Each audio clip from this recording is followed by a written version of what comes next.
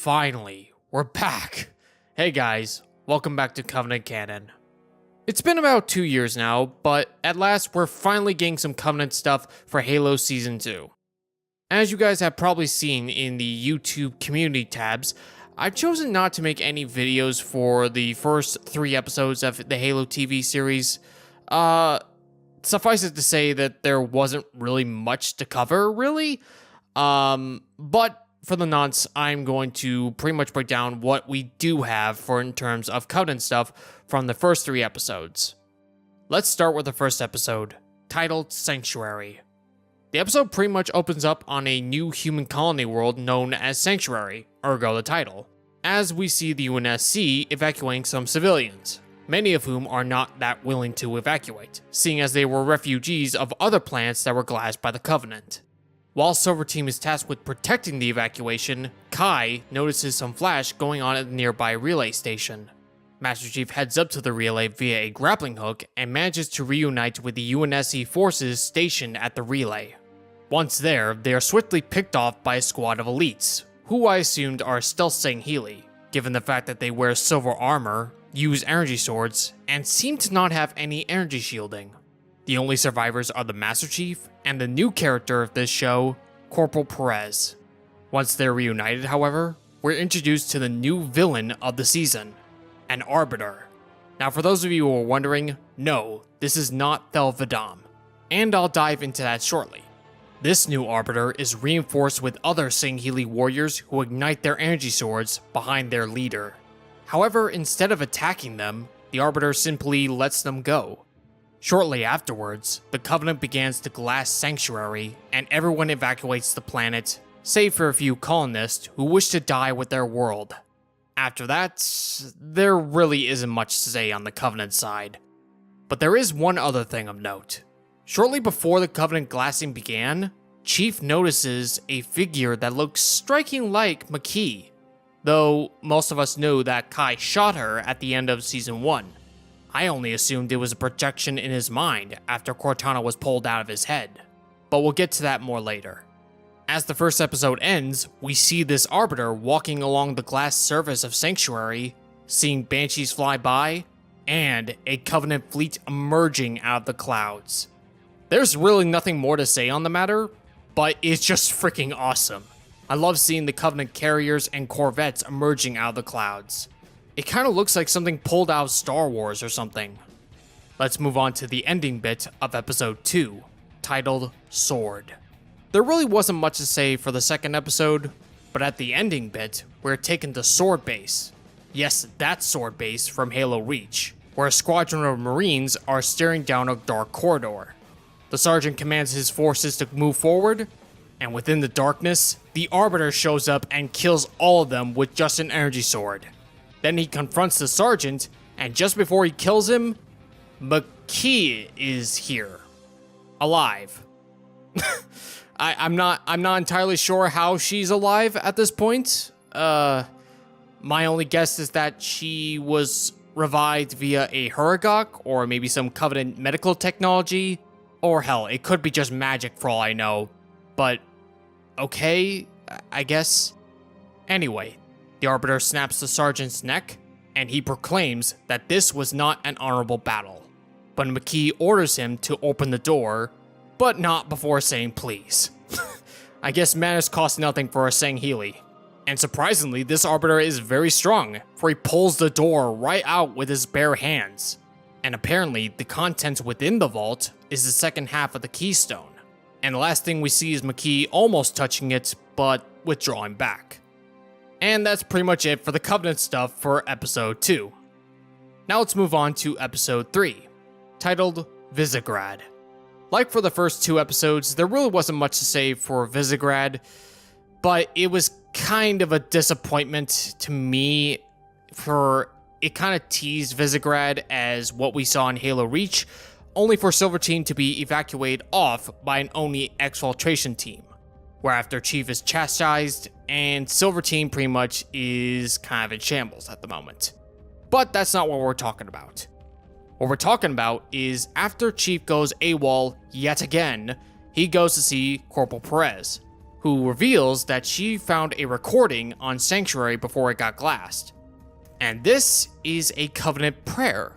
Suffice it to say that this prayer is pretty badass, and I can only assume that's the Arbiter who is making this prayer. And here we learn that this Arbiter is known as Var Gitanai. Now, two things. As I said in the beginning, this Arbiter is not Thel 'Vadam. So for those of you who are concerned about them retconning Thel in the TV show, you need not be worried. This is a new Arbiter, a new name, and a new presence. So there's no need to worry about any retconning on Thel 'Vadam. Second, his last name is Gitanai. Now for those of you who are well versed in Sangheili lore, AI designates Master Swordsmanship. Now from what we saw at the end of episode 2, I would say it's a pretty well-earned name. But all in all, despite this prayer, the episode itself kind of seemed a bit droll to me. I get many people loved it because it was the calm before the storm, as we're going to talk about shortly, but to me it just felt like another filler episode. But now let's talk about what we all came for, the 4th episode of Season 2, titled Reach. And this has got to be my favorite episode of the season thus far. This is pretty much the start of the fall of Reach, and it pretty much sets up where the episode left off, wherein Chief and Perez are in a church and immediately explodes. And pretty much that part of the city is in chaos. Everyone is panicking, but as they progress into the city, people get calmer for some reason. I don't know. Also, I'm kind of confused on why the Covenant decided to bomb buildings instead of just orbital bombardment or sending phantoms in their way. I don't know.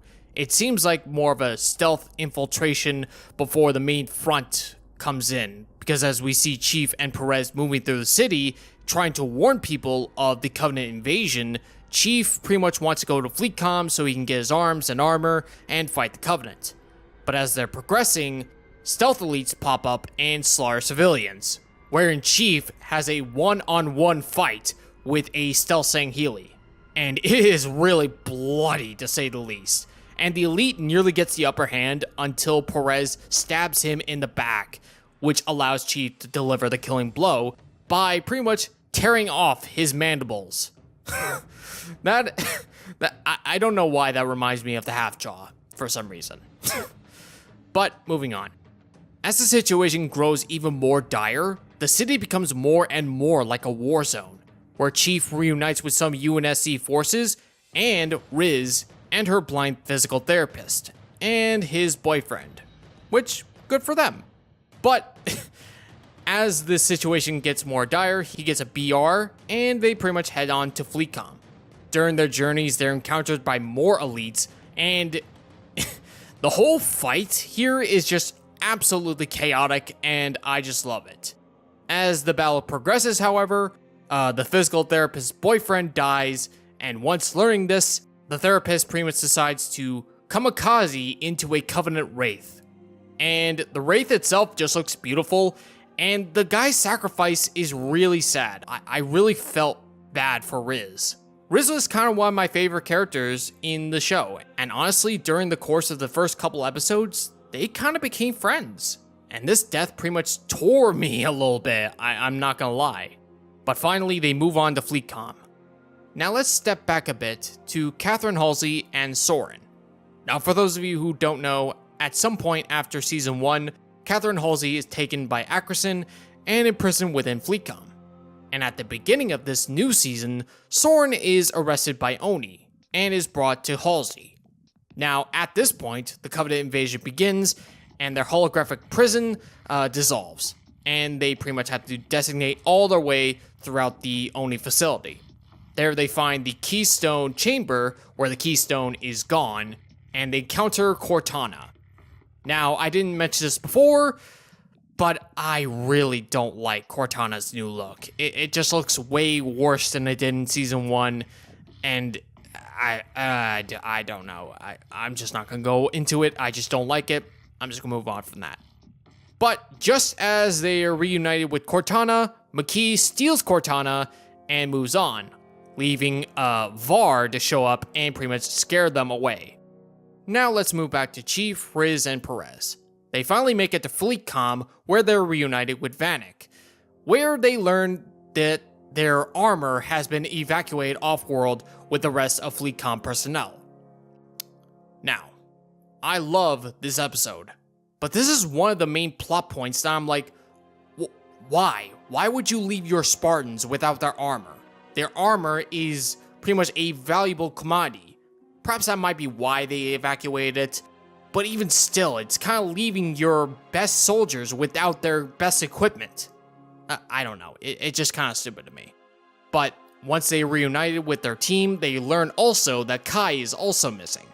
Now, they assume that she's just out there fighting the good fight, but I have a very strong feeling she just left Reach with Ackerson and all the rest. Now, if that is the case, that kind of weakens her stance in my eyes. But let's move on. Chief reunites with Keyes, and Keyes tells them that he was right to begin with, that the Covenant was on Reach, that they killed Cobalt team on the Spartan team, and that Chief wasn't crazy all along. I'm glad you admitted this, Keyes, but I wish you kind of would have realized this before the Covenant decided to bar down at your own gates. Some of the writing on this show, man, is just kind of all over the place. But once the air had settled, Keyes orders Chief and the rest of Silver Team to guard the outside of FleetCom, while Keyes rallies the rest of the civilians to evacuate them off-world, but not before delivering a rousing speech at the end, which I find really good. Though I'm not a particular fan of him saying that Chief doesn't need his armor, he just needs his warrior's heart. I'm sorry, man. He's not the Master Chief without his armor. I'm sorry. But let's move on. As Chief, Vanek, and Riz hold the front lines, they notice no one is showing up. But not until a Scorpion fires a warning shot, which shows a whole load of elites charging through, and they pretty much make their final stand. And it's pretty cool. I love the whole shot with many elites storming through. Meanwhile, Halsey and Soren are reunited with Keyes. And the elevator scene is kind of amusing, and it's kind of weird seeing Soren interacting with Keyes. It's just kind of weird to me. But as they are evacuating civilians, Soren notices something wrong at the rooftop, where a swarm of jackals emerge and shoot at all the UNSC forces and the civilians alike. As they're about to launch, Keyes and Perez realize that the fueling line is still connected, and it needed to be removed before the launch. So Keyes volunteers to do it. As he's doing so, the UNSC forces are all killed, and Keyes is surrounded by the jackals. He orders Perez to take off, but not before disconnecting the fuel line where a bunch of gas is being released. He pulls up his signature pipe and makes his final sacrifice. Now, there's several things to talk about in this scene. 1. The jackals. They kind of look like a mix between the Rutian and the Ibishan jackals that we see in Halo 3 and Halo 4 and 5, respectively. And many seem to have differing skin colors, some of which look similar to the jackals that we see in Halo CE, the classic one. To be honest, this edition really is cool, though I'm not a particular fan of their faces. It kind of looks weird to me. And their voices kind of sound like those aliens from Battle Los Angeles. Kind of weird. It doesn't really sound like jackals. But I don't know. It just sounds weird to me. And with Keyes' death, that raises a lot of questions regarding the future of the series. Everyone in the lore pretty much knows that Jacob Keyes was a driving force in Halo CE when the UNSC arrives on Alpha Halo. While his death in the core canon is more tragic than his Silver Timeline counterpart, it kind of raises questions on who's going to take Keyes' role when the UNSC arrives at Halo. But once Silver Team arrives, the explosion happens, and Keyes is dead.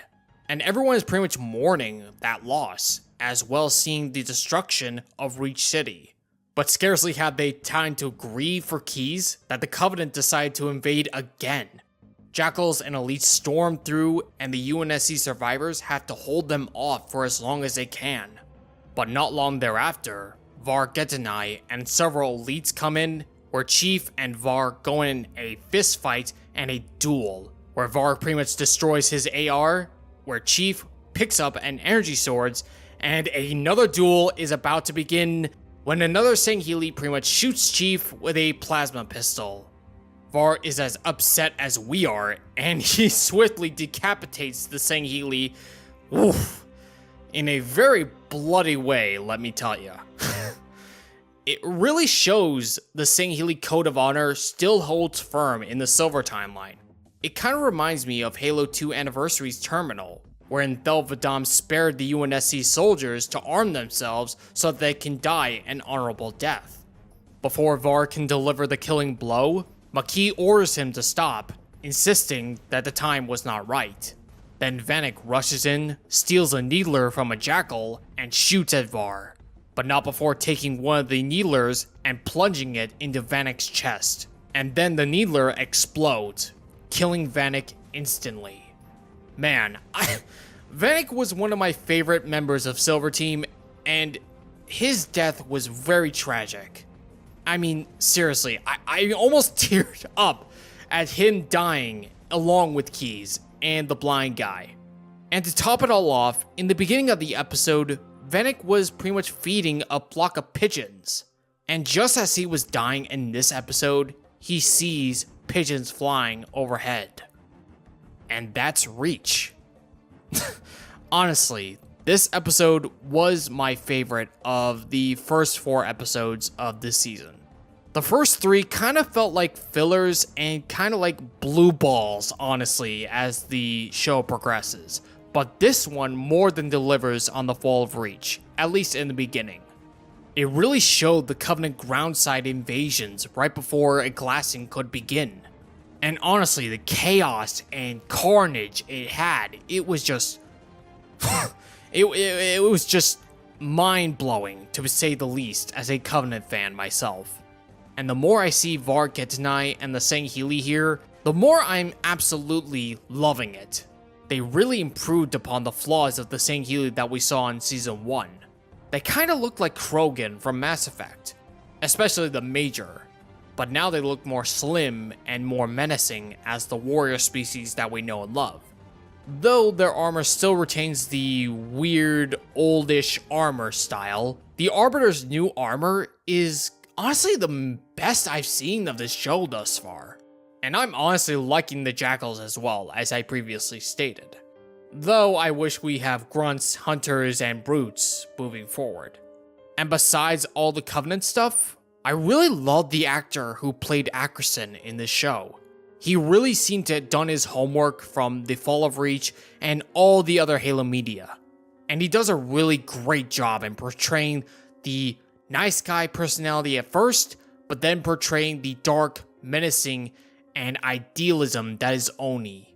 However, the show really suffers from some story-driven aspects. I'm really not a fan of how they're portraying Master Chief, and his relationship with Silver Team, aside from what we saw in Reach, it's just been kind of like the opposite of what we would expect from Blue Team. I don't know, it just really rubs me the wrong way. But all in all, I'll give Fall of Reach an 8 out of 10, while giving episode 1, 2, and 3 a 6 out of 10. But what did you guys think? Are you enjoying the season thus far? What did you think about Reach? Let me know in the comments below. And as always guys, may the light of Urs guide your path. Victory to Clan and Kin, Covenant fans. Covenant Canon, out.